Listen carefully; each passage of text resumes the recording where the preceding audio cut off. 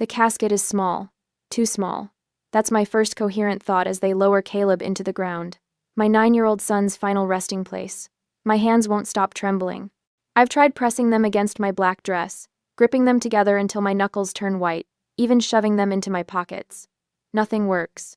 The tears flow endlessly, silent rivers down my cheeks that I no longer bother wiping away.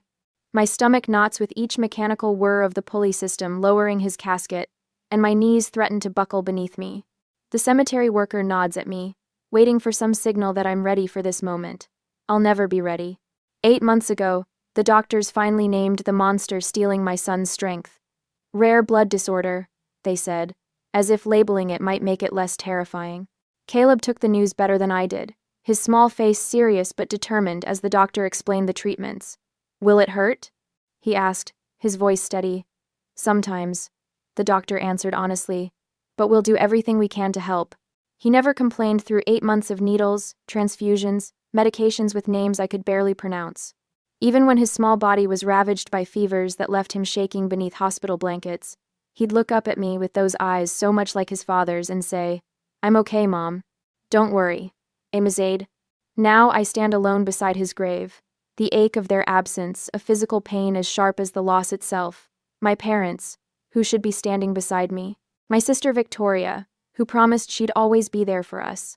Melissa, my best friend since 3rd grade, who held my hand through my divorce but couldn't be bothered to show up today. I pull out my phone, a reflexive gesture I immediately regret. Victoria's Instagram feed loads automatically. Photos of her engagement party at the Grand Horizon Hotel flood my screen, happening right now, at this exact moment. There she is, champagne glass raised, diamond glittering, our parents beaming beside her. The timestamp shows it was posted 20 minutes ago, while I was listening to the minister speak words that couldn't possibly capture who Caleb was. "Are you doing all right, dear?" I look up to see Angela, my elderly neighbor, the only person who came today. Her weathered hand rests lightly on my arm, her eyes full of genuine concern. For 18 months, she brought homemade meals to our house when I was too exhausted from hospital visits to cook. She sat with Caleb when I needed to shower or sleep. She never once treated his illness as an inconvenience. "They didn't come," I whisper, the words barely audible. Not one of them. I can't stop remembering Caleb's laugh, the real one, before the illness, when it would bubble up from somewhere deep and uncontrolled. How he'd declare at 7 years old that he was going to become a doctor to fix kids like me someday. The way he'd insist on wearing his superhero pajamas to chemo treatments because superheroes are brave, even when they're scared.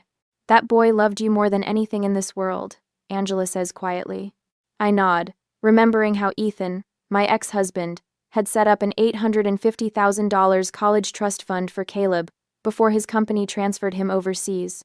"If anything ever happens," he'd said, "you're the residual beneficiary. I know you'll honor his memory."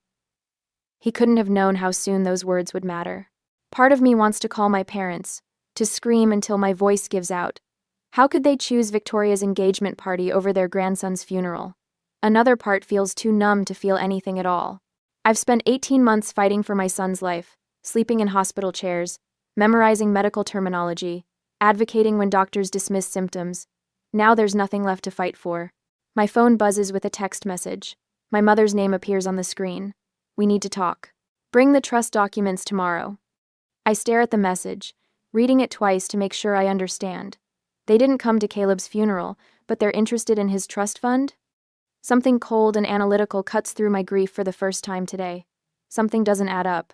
I type back, "I'm burying my son today. I can't talk about paperwork right now." Her response comes immediately. "Don't be dramatic, Destiny. This is important for the whole family." The whole family. The same family that couldn't spare 2 hours to say goodbye to Caleb. The reality of what's happening begins to crystallize. This isn't just about money, it's about the last thing I have from my son, his legacy, the future he'll never have. I realize with sudden clarity that I'm alone in this fight. My parents, Victoria, even Melissa, they're united, coordinating, while I'm vulnerable and isolated in my grief. What have they been planning? For how long? Angela notices my distress. "What is it?" I show her my mother's message, watching her face harden as she reads it. "Oh dear," she says softly. "They can't possibly think." I turn off my phone completely. Whatever they want, it can wait. This moment belongs to Caleb. I won't let them take that from me too. Angela places a gentle hand on my shoulder. You're not alone, dear. I'm here. The cemetery worker approaches hesitantly. I'm sorry, but we need to finish the service. I look at Caleb's casket, suspended above the open earth. Am I supposed to walk away now? Leave him here alone? My body feels frozen, unable to take that first step away. Angela steps forward. Give her a moment, please. She's saying goodbye to her boy. The worker nods and steps back, respecting the boundary Angela has created. I reach into my pocket and pull out Caleb's favorite action figure, the one he insisted on keeping with him through every hospital stay. I kneel beside the grave and place it gently on top of his casket. I'll protect what's yours, I promise, I whisper. As I stand, something shifts inside me. Through the fog of grief, a small spark ignites. I don't know what tomorrow will bring, but I know one thing with absolute certainty. They will not take my son's legacy without a fight. The morning after the funeral dawns gray and drizzly, matching my mood as I drive to my parents' colonial-style home in Oakwood Heights.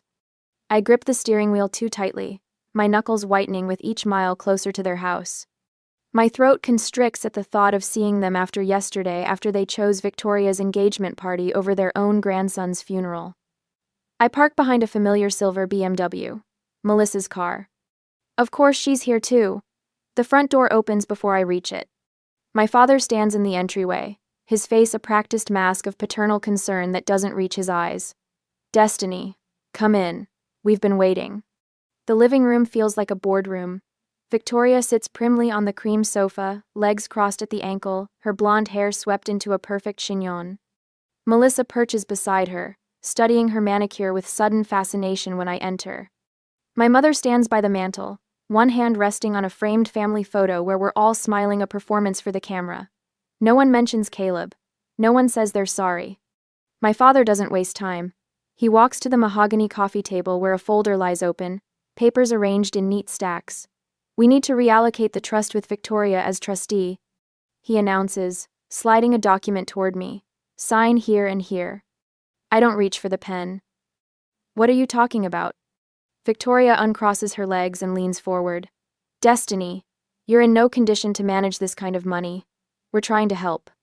My mother steps closer, her voice honeyed with false sympathy. You've always been impulsive with finances. Remember that boutique you wanted to open after college? Thank goodness your father talked you out of it. I glance at Melissa, hoping for some flicker of the friendship we once shared. She meets my eyes briefly before looking away, her silence confirming her allegiance. We've already spoken with Ethan's lawyer, my father says, tapping the papers. Given your mental state, he agrees this is the prudent course.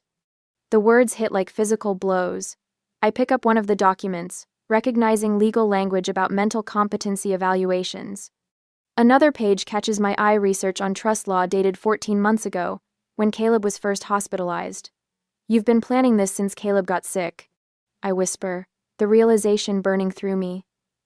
While I was sitting beside his hospital bed, you were researching how to take his money if he died. Victoria sighs dramatically. You're exaggerating again. That's exactly why we're concerned. My father pulls out another document, sliding it across the table. If you refuse to sign, we're prepared to petition for guardianship.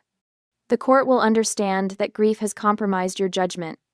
The full scope of their betrayal crystallizes. They dismissed Caleb's illness for 8 months, calling me overprotective when I insisted something was seriously wrong. Now I understand why they were positioning themselves all along, waiting for the worst to happen. My world shifts, reality reconstructing itself around this terrible truth. Memory after memory realigns in this new light. My mother 10 months ago. It's probably just anemia, Destiny. You always make mountains out of molehills. My father, when Caleb needed specialized treatment, these doctors are taking advantage of your anxiety. He just needs vitamins. Victoria, declining to visit him in the hospital. Hospitals are depressing. Besides, he's just going to get better anyway. I see a blueprint peeking out from beneath the trust documents. I pull it: free renovation plans for Victoria's new house, a $200,000 kitchen remodel, a home theater, a pool with a waterfall. You never even visited him in the hospital, I say, my voice steadying with the clarity of anger. Not once in 8 months. Victoria tosses her head. impatient. We all grieve differently, Destiny. Some of us just handle it better. The casual cruelty of her words stuns me. For the first time, I see my family clearly not as the loving support system I've desperately tried to believe in, but as people who view Caleb and me as props in their perfect family image, useful only when convenient. Why now? I ask. Why the sudden urgency? Victoria exchanges glances with my parents. Something passes between them. A silent communication that excludes me as it always has. Fine. You deserve to know, Victoria says finally. Robert's development company is facing some cash flow issues. The wedding might need to be postponed unless we secure additional funding. My mother fidgets with her pearl necklace. And there's the vacation property in Hilton Head. The market turned, and we're a bit extended. We're not villains, Destiny, my father says, his tone softening to the one he uses when closing business deals. We're family facing difficult circumstances. Melissa finally speaks, her voice small. My divorce will be final next month. Victoria promised me a position at Robert's company. I need this, Destiny. I have the twins to think about. I see them now, not cartoon villains, but frightened people willing to sacrifice me to maintain their lifestyles, their status, their comfort. If you don't sign, we'll have to take more drastic measures, my father warns, his kindly mask slipping. My mother reaches for my hand. After everything we've done for you and Caleb all these years, I almost laugh. What exactly have they done? Sent birthday cards with $20 bills? Called once a month to ask superficial questions about our lives? Don't make this harder than it needs to be, my father says, voice hardening. You're not thinking clearly. Victoria checks her watch. We need this resolved within 60 days, before Robert's next project financing deadline. The desperation in their eyes tells me everything. They need Caleb's money, my money now, to solve their problems. I stand, gather the documents, and place them back in the folder. I need time to think, I say, heading for the door. Destiny! My father's voice carries the sharp edge I remember from childhood arguments. Don't walk away from this table. I close the front door behind me with quiet finality. In my car, I press my forehead against the steering wheel, overwhelmed by what just happened. My phone buzzes with a text from Angela. How did it go? I'm here if you need to talk. Before I can respond, another call comes through Ethan's parents. I answer with shaking hands. Destiny, dear. Martha's voice is warm with genuine concern. We just heard about the funeral. We're so sorry we couldn't be there. We were in Europe and just got the news. We loved that boy so much, George adds, his voice breaking. Their grief sounds real, their concern authentic, unlike the calculated performance I just witnessed from my family. As I hang up, I remember something Ethan mentioned when setting up Caleb's trust. If you ever have questions, contact Richard Donovan. He's the best trust attorney in the state. For the first time today, I feel a flicker of hope. I'm not alone in this fight. Angela, who saw how I cared for Caleb every day. Ethan's parents, who loved him without condition. Richard Donovan, who knows exactly what Ethan intended for Caleb's money. I start the car, my decision made. I won't try to fight this battle alone. I reach for my phone and find Richard Donovan's number in my contacts. Mr. Donovan's office? A receptionist answers. I need to speak with him immediately, I say, surprising myself with the steadiness in my voice. It's about the Caleb Walker Trust. That same day, the law office of Richard Donovan gleamed with polished wood and leather-bound books. I clutch my folder of documents so tightly my knuckles turn white. After 2 sleepless nights researching trust law online, I'm still not sure I understand what rights I have or how my family could attempt to take Caleb's legacy from me. Richard rises from behind his mahogany desk when his assistant shows me in. He's older than I expected, with silver hair and reading glasses perched on his nose. His handshake is firm, his eyes kind but assessing. Mrs. Walker, please have a seat. I'm very sorry about your son. Thank you. My voice catches. I've heard those words dozens of times in the past week, but his tone carries genuine empathy rather than obligation.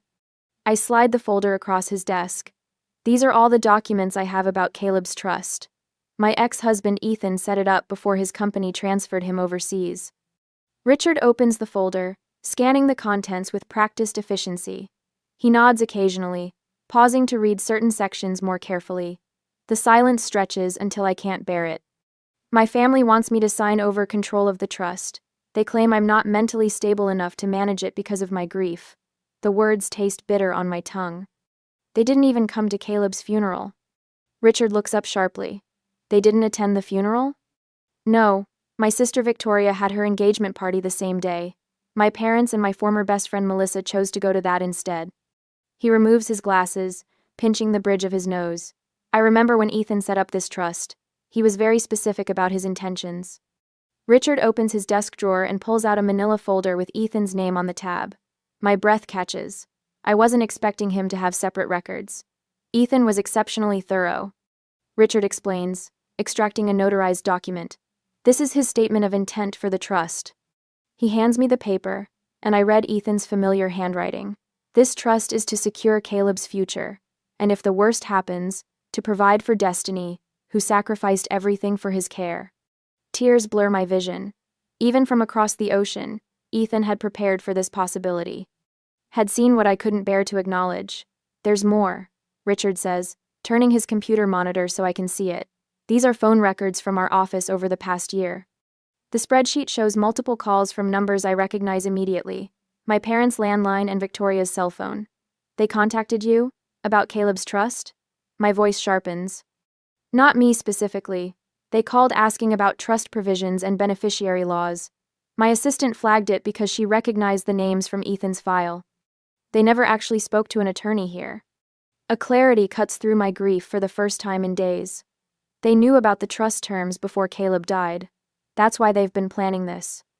It appears so, Richard says, his expression hardening. Mrs. Walker, I want to be very clear about something. This trust has explicit provisions preventing family interference. Ethan built in multiple layers of protection specifically to ensure the funds would go to Caleb or to you as the residual beneficiary. They have no legal standing to challenge this. The trust is ironclad. The weight pressing on my chest lightens slightly. So they can't take it? Not legally, no. But they might try other tactics, claiming you're mentally unfit due to grief, for instance. I think of my mother's dismissive text message at the funeral, Victoria's cold calculation, my father's uncomfortable silence as they presented papers for me to sign. So I don't need to fight them for the trust, I say slowly, the pieces coming together. I just need to prove their intentions. Richard's eyes narrow thoughtfully. That would certainly strengthen your position. Do you have any documentation of their attempts to gain control? I pull out my phone, showing him my mother's text messages from the funeral day. His eyebrows rise as he reads. This is extremely helpful, he says. Now, I suggest we arrange a meeting with your family. On your terms, in a public place. 2 days later, I sit at a corner table in Riverside Coffee, a manila envelope placed deliberately in front of me. The shop bustles with afternoon customers, exactly as I'd hoped. Richard's advice echoes in my mind. Public places discourage scenes. Control the narrative from the beginning. Ask. Angela waits in her car across the street, ready if I need backup. Richard is on standby for a call. For the first time since Caleb's diagnosis, I don't feel completely alone.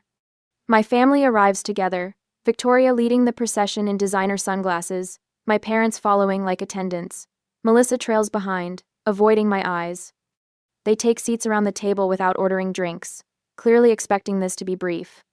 Victoria immediately reaches for the manila envelope. So you've signed the papers? I knew you'd be reasonable. I place my hand firmly on the envelope. Before we discuss any papers, I want to know why none of you came to Caleb's funeral. My mother sighs dramatically. Destiny, we've been through this. Victoria's engagement was planned months ago. We couldn't cancel everything on such short notice. It was your grandson's funeral, I said quietly.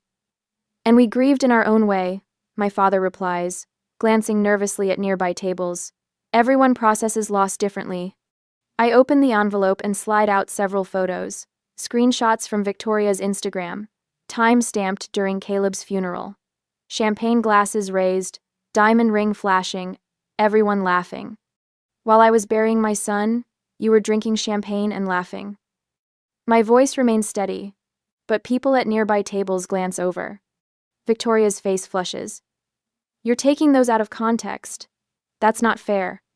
I pull out a second document from the envelope, the notarized trust terms with no amendment without grantor consent, highlighted in yellow. Ethan made his intentions very clear. This money is Caleb's legacy to me. My father reaches for the papers. Let me see that. I pull them back before he can grab them. I've spoken with Richard Donovan. He has Ethan's original statement of intent. The trust cannot be modified, transferred, or accessed by anyone but me. Victoria's carefully composed expression cracks. You don't deserve that money, you'll just waste it. Her voice carries. Several customers turn to stare.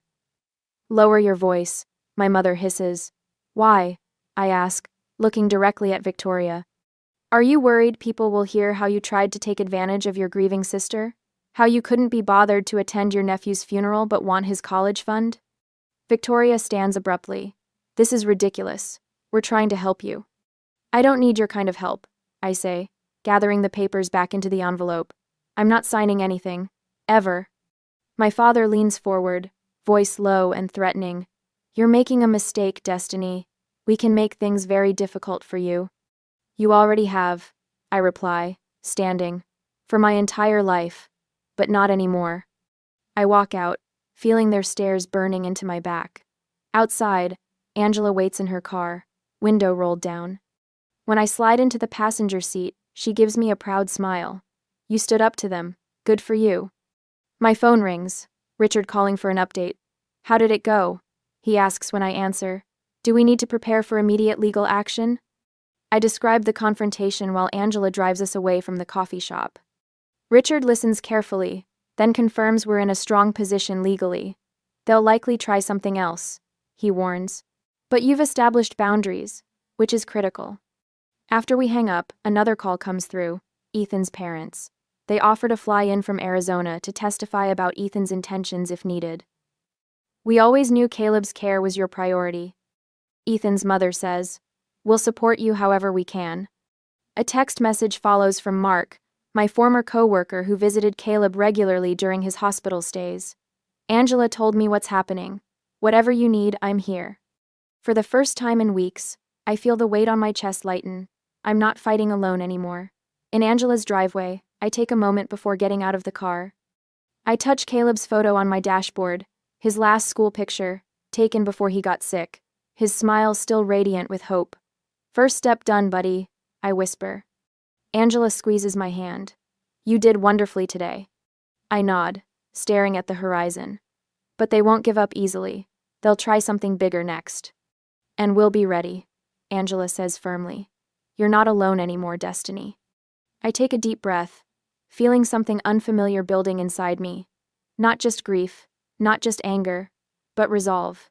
They couldn't be bothered to say goodbye to my son. They won't get to decide what happens to his legacy. 3 days after the coffee shop confrontation, I spread documents across Richard Donovan's mahogany desk, my hands steady as I arrange them into neat piles. Grief still pulses beneath my skin, but something else has emerged alongside it, a cold, clear objectivity that surprises me with its intensity. They'll file for guardianship, Richard says, tapping a finger against a legal brief. His office smells of leather and old books, the kind of place where battles are planned rather than fought. They'll try to prove you're mentally unfit due to grief. It's their clearest path to the trust. I nod, studying the timeline. I've created 18 months of Caleb's illness mapped out in excruciating detail. Victoria never does her own dirty work. She'll use Mom and Dad as the petitioners, maybe even Melissa. Smart observation. Richard says, genuine respect in his voice. We need to document every interaction since Caleb's diagnosis, every hospital visit you made, every appointment they missed. I pull out my phone, opening my calendar. I have records of all appointments. I can prove I never missed a single one. My voice catches slightly. Not even the day after Ethan left abroad. Richard makes a note. And your parents? Victoria? 0 visits. Not when he was diagnosed. Not during the 3 weeks he spent in isolation after the bone marrow treatment failed. The memory stings, but I push through it. Not even when the doctors told us there was nothing more they could do. Document it all, Richard says. We don't move yet. We prepare. We gather evidence. We anticipate their attack. When they come, and they will, we'll be ready. I run my finger along a hospital bill, remembering how I'd learned to decipher medical codes and challenge insurance denials. How I became Caleb's advocate when no one else would. 8 months of treatments and not one visit from them. Not one. Richard leans forward. Destiny, I need you to understand something. This isn't just about proving you're mentally competent. It's about proving they never cared about Caleb, only his money.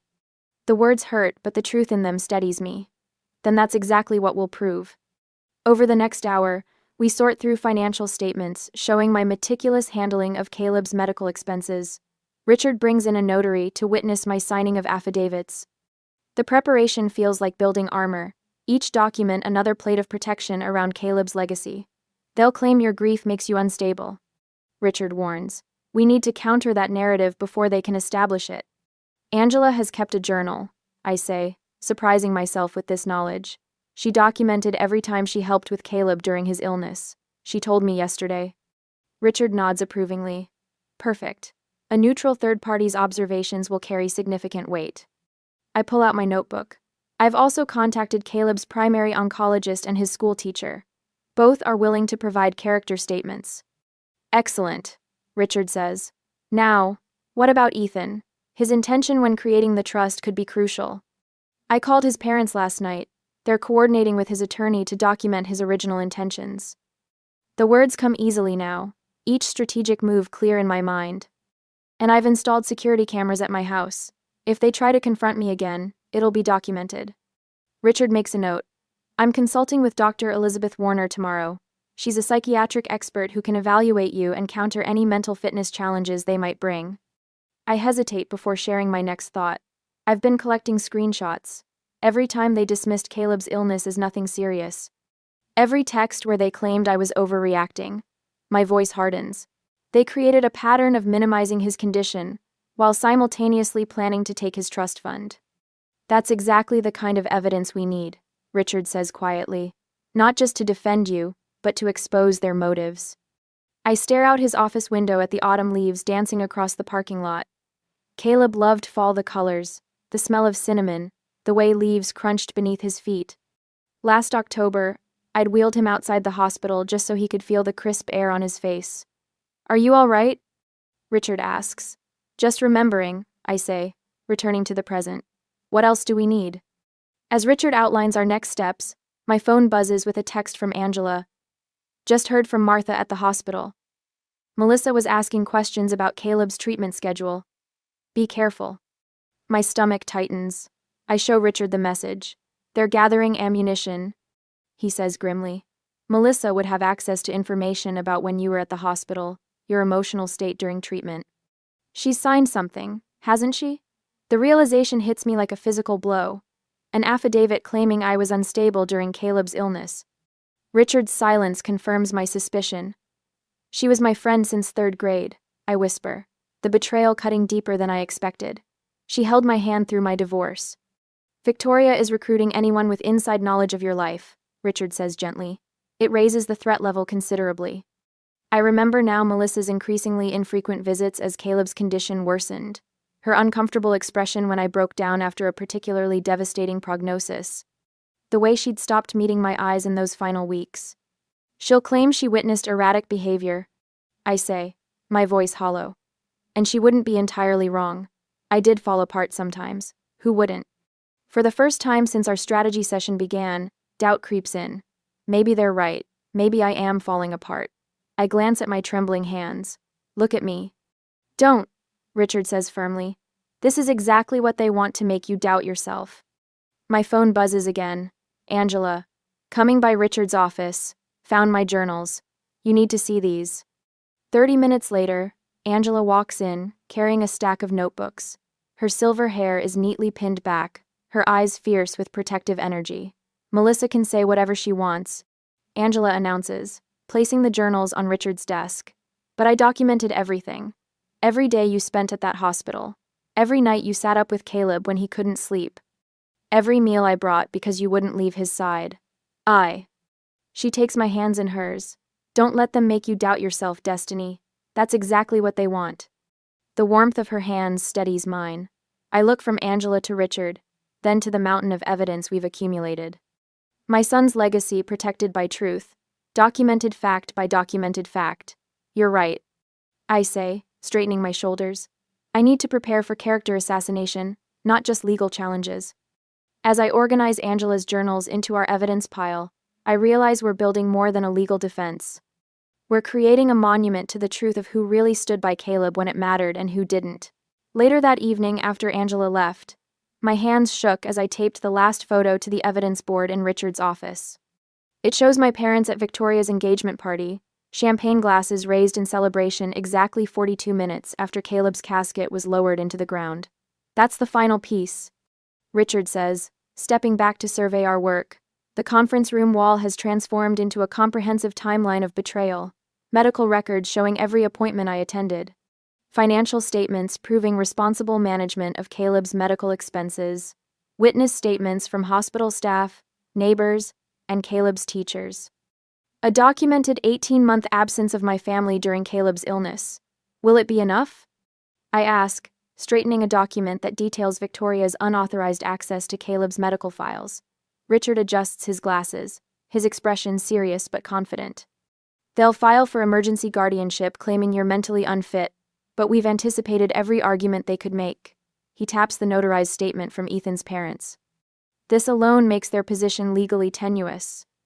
I trace my finger along the timeline we've created. 8 months of hospital visits, countless nights sleeping in uncomfortable chairs beside Caleb's bed. The treatments, the hopes, the setbacks, all documented with meticulous care. I never thought I'd need to prove I was a good mother. I whisper. You shouldn't have to, Richard says, placing a supportive hand on my shoulder, but people who want what isn't theirs will create whatever narrative serves them. As if on cue, my phone buzzes with a text from Angela. I read it aloud. 23 neighbors signed the character petition. A small victory, but each one strengthens our position.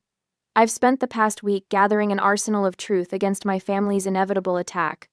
Security cameras now monitor my home, recording any uninvited visits. I've documented every text, every voicemail, every social media post, where Victoria subtly questions my mental state. They're painting me as unstable, I say, staring at Victoria's recent Facebook post asking for prayers for family members struggling with mental health issues after loss. The comments section overflows with sympathetic responses, none mentioning that she didn't attend her nephew's funeral. Richard nods grimly. Classic strategy. They can't win on legal grounds, so they're trying to win in the court of public opinion first. The phone on his desk rings. Richard answers, his expression darkening as he listens. I see. Thank you for letting us know. He hangs up and turns to me. That was my contact at Memorial Hospital. Someone requested Caleb's complete medical records yesterday. My stomach drops. Who? Victoria used an old emergency contact form to gain access. The room seems to tilt slightly. They'll twist everything, I say, my voice rising. They'll find the one time I questioned a medication dosage or got emotional with a nurse and use it to make me look incompetent. They're getting desperate, Richard says. This confidentiality breach shows how far they're willing to go. I grip the edge of the table to steady myself. What else are they doing that we don't know about? Richard opens his laptop. Let's find out. He types quickly, then turns the screen toward me. They've been calling your former colleagues at the marketing firm. A LinkedIn message from my old supervisor appears. Destiny, your sister called asking about your emotional stability during your employment. What's going on? Call me. They're building a case against me on every front, I say, the anger finally breaking through my grief. They're trying to erase everything I did for Caleb. Richard closes the laptop. We need to add a defamation counterclaim to our strategy. This goes beyond the trust now they're attacking your reputation. I think of Caleb's brave face during treatments, how he never complained even on his worst days. If my 9-year-old could face down death with courage, I can face down my family with the same resolve. Let them try. I say, my voice steadier than it's been in weeks. We have something they don't. What's that? Richard asks. The truth. I answer, turning back to our evidence board. Every moment I spent with Caleb, every decision I made for him, every sacrifice, it's all here. They can't erase that. Richard nods approvingly. I'll update our legal response package to include their recent actions. By night, we've refined our strategy, accounting for Victoria's escalating tactics. Richard confirms, our legal response is complete, character witnesses prepared, evidence organized, counterclaims ready. Angela calls as I'm driving home.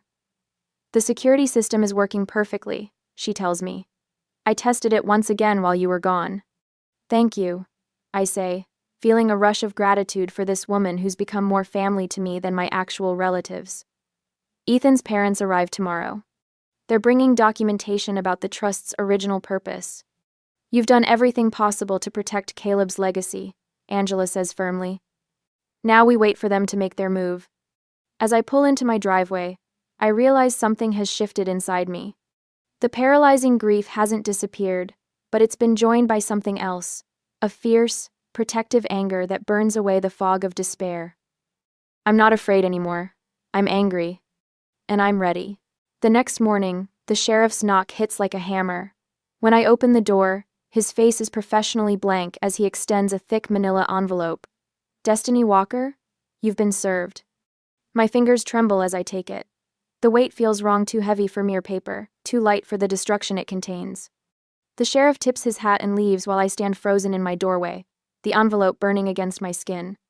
Inside, I spread the documents across my kitchen table and scan the heading. Emergency petition for guardianship. My stomach lurches. They're not just coming for Caleb's money anymore. They want control of me. The phone rings. Richard. They filed, I say, my voice hollow. I know. Just got the notification. How are you holding up?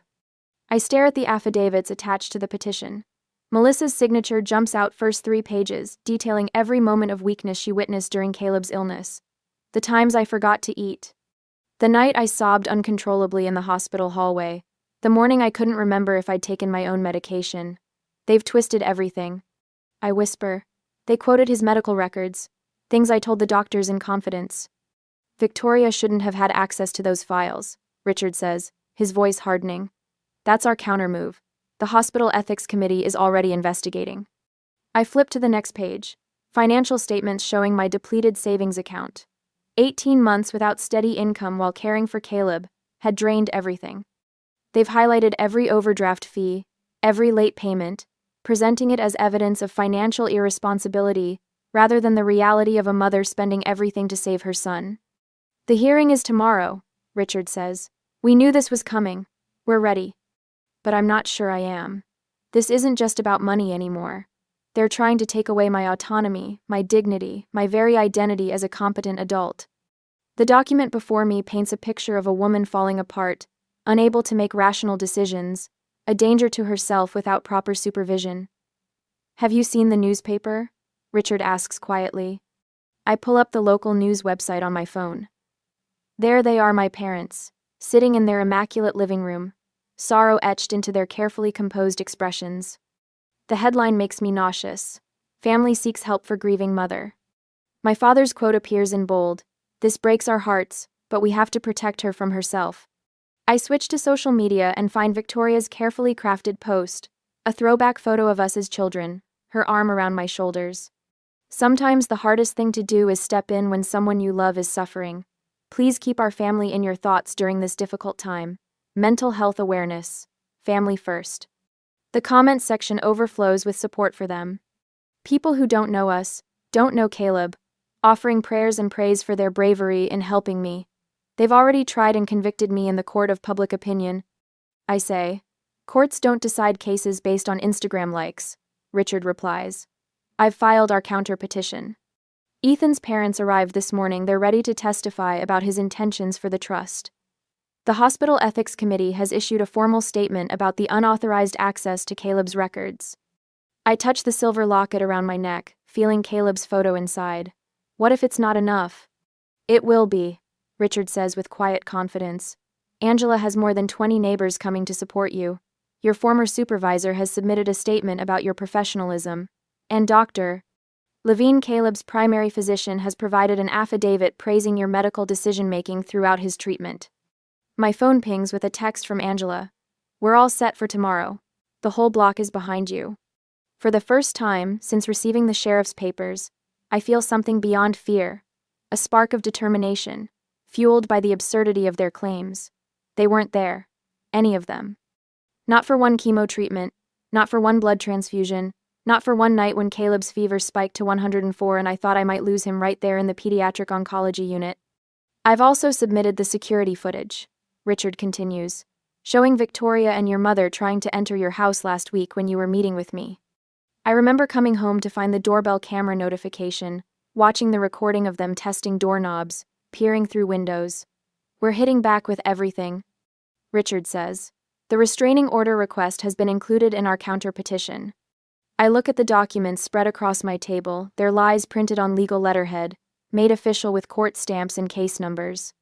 Tomorrow, a judge will read these words and make decisions about my life based on them. Get some rest, Richard advises. Tomorrow's going to be intense. But rest doesn't come. I'm reviewing my testimony for the fourth time when the doorbell camera alert flashes on my phone at 9:48 p.m. Victoria stands on my porch, alone. I consider ignoring her, but something tells me to face this. I activate the recording function on my phone before opening the door, keeping the security chain latched. What do you want, Victoria? She looks different than at the coffee shop confrontation, softer somehow, her expression concerned rather than confrontational. If I didn't know better, I might believe she actually cares. Can I come in? Just to talk? She asks, her voice gentle. No. Her shoulders drop slightly.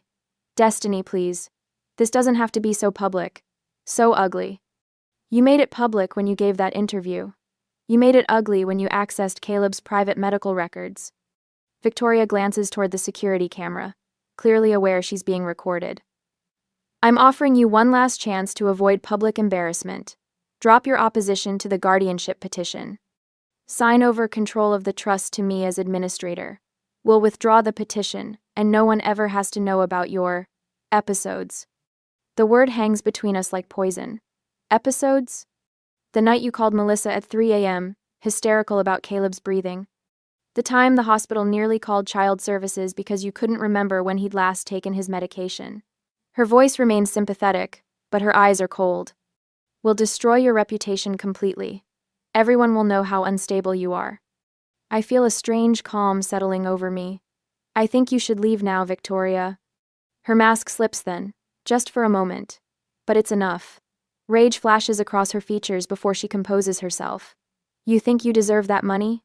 You were always the burden. The problem child. The disappointment. She leans closer to the door.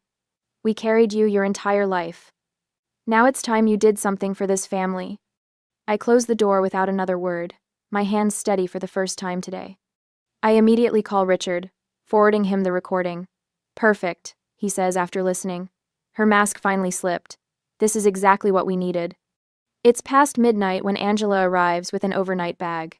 I thought you could use some company, she says, setting a thermos of tea on my kitchen table. Thank you, I whisper, unsure if I can explain how much her presence means. Tomorrow we show them what real strength looks like, she says, squeezing my hand.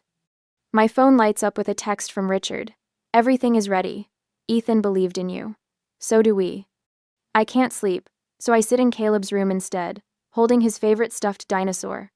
The glow-in-the-dark stars we stuck to his ceiling still shine faintly. I take out my locket and open it to see his smiling face. Tomorrow is for you, buddy, I whisper to his photo. For your legacy. For the first time since the sheriff knocked on my door, I feel something beyond fear or determination. I feel ready.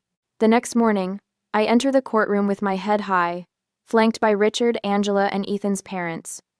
The polished wood and solemn atmosphere remind me of a church, a temple where truth should matter more than performance. Victoria, my parents, and Melissa sit on the opposite side, their faces arranged in expressions of practiced concern. My stomach knots as I take my seat. It's been 48 hours since the sheriff served me with papers claiming I'm mentally unfit to manage my own affairs, let alone my son's legacy. Richard squeezes my arm gently as we settle at the defendant's table. All rise for the Honorable Judge Marion Peabody. A stern-faced woman in her 60s enters, her silver hair pulled back in a severe bun. She reviews the emergency petition with narrowed eyes before addressing the courtroom. These are serious allegations.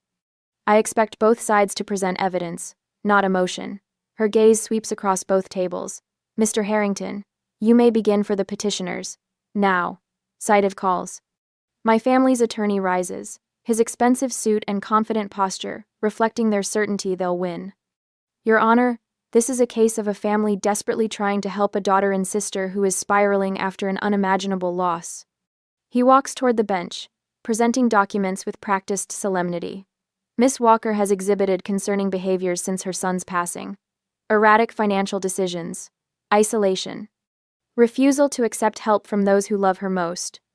I clench my fists under the table as he continues painting me as unstable and dangerous to myself and Caleb's money. When Melissa takes the stand, my chest tightens. Destiny changed during Caleb's illness. She testifies, avoiding my eyes. She became obsessive about treatments, paranoid that doctors were missing something. She'd call me at 3 a.m, hysterical. The memory of those nights slashes through me sitting beside Caleb's hospital bed, terrified as his fever spiked, reaching out to someone I thought was my friend. My isolation wasn't paranoia, it was abandonment by the people testifying against me now. My mother takes the stand next, dabbing at tears that appear on command. We're heartbroken watching her self-destruct. This isn't about money, it's about protecting our daughter when she can't protect herself. The judge's expression softens at my mother's performance. A cold wave of fear washes over me. She's buying their act. Then Richard stands, and everything shifts. Your Honor, what we're witnessing today is not concern, but calculation. His voice fills the courtroom with quiet authority. Miss Walker hasn't self-destructed, she's been systematically targeted by family members who abandoned her during her son's illness but suddenly appeared when they learned of his trust fund. He begins methodically dismantling their case, presenting complete hospital records that chronicle every appointment I attended, every treatment decision I researched and approved, every night I slept in a hospital chair. Now I'd like to call Miss Catherine Winters, Hospital Records Administrator. A middle-aged woman with kind eyes takes the stand and confirms what Richard suspected. Our system shows Miss Victoria Walker accessed Caleb's complete medical records 2 weeks ago, using an outdated emergency contact form. This constitutes a serious privacy violation. Victoria shifts uncomfortably in her seat as whispers ripple through the courtroom. Angela testifies next, her steady voice carrying decades of wisdom. I watched Destiny care for that boy every single day. When he couldn't keep food down, she researched what might help and stayed up learning to prepare meals that wouldn't make him sick. When he was scared about treatments, she created superhero stories to help him understand what was happening. Her eyes find mine. I never once saw her falter. Ethan's father, Robert, takes the stand next. Though we've never been close, his testimony is clear and certain. My son established this trust with explicit instructions. He told me, Dad, if anything happens to Caleb, Destiny gets everything. She's sacrificed her career, her savings, everything to give him the best care possible. She'll honor his memory better than anyone. The judge's expression has changed, her eyes sharper, more focused on my family now. Your Honor, Richard says, I'd like to present one more piece of evidence. He plays the security recording from last night, Victoria's unannounced visit to my home. Her voice fills the courtroom. We'll destroy your reputation completely. Everyone will know how unstable you are. My calm response follows. I think you should leave now, Victoria. Victoria's true colors emerge in her next words. You think you deserve that money? You were always the burden. My sister's face flushes deep red. My mother's hand flies to her mouth. My father stares straight ahead, his jaw tight. The judge calls a 15-minute recess. When she returns, Victoria attempts to speak, but Judge Peabody silences her with a sharp gesture. Mr. Donovan, do you have additional evidence? Richard nods. One final exhibit, Your Honor. He plays an audio recording from our coffee shop meeting. The voices are crystal clear. My mother, once the guardianship is approved, we can settle Victoria's mortgage situation. Victoria, and the beach house repairs. The contractor needs $50,000 by next month. My father, once we have guardianship, we can use the money however we want. Destiny won't have any say. The courtroom falls silent. My family's attorney shifts papers aimlessly, clearly unprepared for this revelation. Judge Peabody calls another brief recess. When she returns, her expression has hardened into granite. I've reviewed all evidence and testimony in this matter. This court finds no basis whatsoever for the emergency guardianship petition. In fact, what I see is deeply disturbing, a coordinated attempt to exploit a grieving mother for financial gain. Victoria starts to protest, but the judge cuts her off. Miss Victoria Walker, I strongly suggest you remain silent. This court dismisses the petition with prejudice, meaning the petitioners cannot refile on these grounds. Furthermore, I am ordering an investigation into possible perjury by Melissa Bennett and Charles and Elaine Walker, whose testimonies directly contradict documented evidence. The judge continues, each word hitting like a hammer blow. I am granting an immediate restraining order prohibiting all petitioners from contacting Destiny Walker. The trust will be unfrozen immediately and secured against further challenges. Victoria's composure finally cracks. Her face contorts as she tries to maintain dignity while her plans crumble. My mother begins crying real tears this time. My father stares ahead, his expression frozen in disbelief. Miss Walker? The judge says, looking directly at me. This court finds you have acted with remarkable strength and clarity during an unimaginable loss. Your son would be proud of how you've protected his legacy. My parents and Victoria rise, attempting to approach me, but a bailiff steps between us, enforcing the new restraining order. Richard turns to me, his professional demeanor softening. The system worked today, Destiny. Justice was done. Angela's eyes shine with tears. Caleb would be so proud of you, dear. Ethan's parents embrace me, his mother whispering, You've honored our grandson and our son today. As I leave the courtroom, I touch Caleb's photo in my locket. The small silver frame holds his last school picture, grinning despite having lost his hair to chemo, his eyes bright with the determination that carried him through 18 months of fighting. Reporters wait outside, microphones extended. A month ago, I would have ducked my head and hurried past. Today, I stop. Mrs. Walker, how do you feel about the court's decision? I straighten my shoulders, feeling stronger than I have since the day we received Caleb's diagnosis. Today, justice was done for my son. As cameras flash, I walk toward the future Caleb would have wanted for me, one where his memory isn't just preserved but honored through strength he helped me discover. The trust fund isn't just money, it's his legacy, and I've proven worthy of protecting it. The financial advisor slides a folder across his mahogany desk. These investment options would create sustainable funding for the scholarship program while preserving the principal, he explains. I study the numbers, no longer intimidated by financial jargon.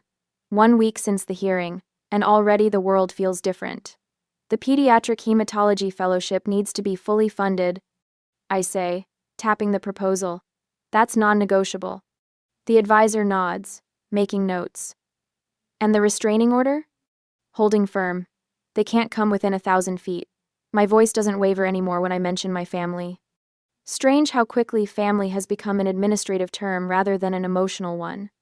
The local paper published a front-page story yesterday, Mother Vindicated in Trust Battle. I've received dozens of supportive calls and messages. Even Victoria's fiancé called to apologize before announcing their engagement was off. My parents face possible perjury charges, and Melissa was fired after her recorded testimony circulated through her workplace.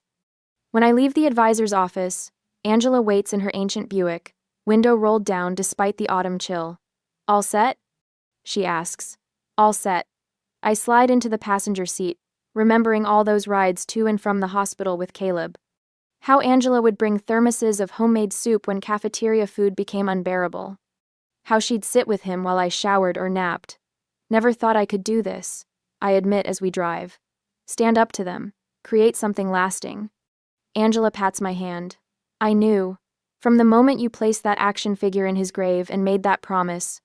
That night, I sleep peacefully for the first time since Caleb's diagnosis. No nightmares of hospital corridors or beeping machines. Instead, I dream of Caleb laughing, whole and strong, running through sunlit fields. Richard calls the next morning. The foundation paperwork is filed. The trust is locked down tight, not even the Supreme Court could touch it now. My neighbors organize a meal train. Every evening, someone appears at my door with casseroles, soups, fresh bread. Small kindnesses that would have overwhelmed me with gratitude before now feel like confirmation of something I'm slowly beginning to understand. Family isn't always blood. I pull out a photo of Caleb, not a hospital photo, but one from before, at the beach, his smile wide beneath a baseball cap. For the first time, I can look at it without dissolving into tears. I know what to do with your legacy now, buddy, I whisper. 6 months later, I stand in the pediatric blood disorder unit where Caleb spent so many hours. The walls are brighter now, painted with underwater scenes that Caleb would have loved. A plaque beside the nurse's station reads, Caleb Walker Memorial Wing. A young nurse approaches, extending her hand. I'm Jennifer Abrams, the first Caleb Walker scholar. I can't thank you enough for this opportunity to specialize in pediatric hematology. Caleb would have been thrilled, I say, and realize I'm smiling as I speak about him. Not the tight, painful smile of someone holding back tears, but a genuine expression of joy at his memory. He wanted to be a doctor himself someday. The foundation is making such a difference, Jennifer says. 3 families have received emergency housing assistance already. The Caleb's Legacy Foundation now supports families facing the same battles we fought, covering expenses insurance won't, providing emergency housing near hospitals, funding specialized training for pediatric nurses. Each board meeting brings new possibilities for expanding our reach. Angela serves as volunteer coordinator, organizing a network of people who provide meals, transportation, and childcare for families with hospitalized children. Richard handles all legal matters pro bono, ensuring the foundation's stability. You've created something beautiful from something tragic, Ethan's mother tells me during her monthly visit. She and her husband have become grandparent advocates, helping other grandparents navigate the medical system when their grandchildren fall ill. I find myself speaking at support groups, mentoring parents new to the terrifying world of childhood chronic illness. The first step is believing you can do this, I tell them. The second is knowing you don't have to do it alone. My voice no longer shakes when I speak in public. My hands no longer tremble when I sign documents. The woman who stood frozen at her son's grave has become someone else entirely, someone stronger, someone Caleb would be proud of. 1 year to the day after Caleb's funeral, I return to the cemetery. The path feels different under my feet, no longer a march toward unbearable grief, but a purposeful visit to a place of connection. I place fresh flowers by his headstone, tracing the letters of his name with my finger. The morning sun warms the granite. Excuse me, a voice calls. A woman approaches with a little girl around 7, holding her hand. Are you Destiny Walker? I nod, standing to greet them. I'm Sarah Mitchell. This is my daughter, Emma. The woman's eyes shine with unshed tears. Emma was diagnosed with the same condition as your son last year. The specialist funded by your scholarship program found a treatment protocol that worked when nothing else would. Your son's legacy saved my daughter's life. Emma steps forward, shy but determined. Thank you for helping me get better.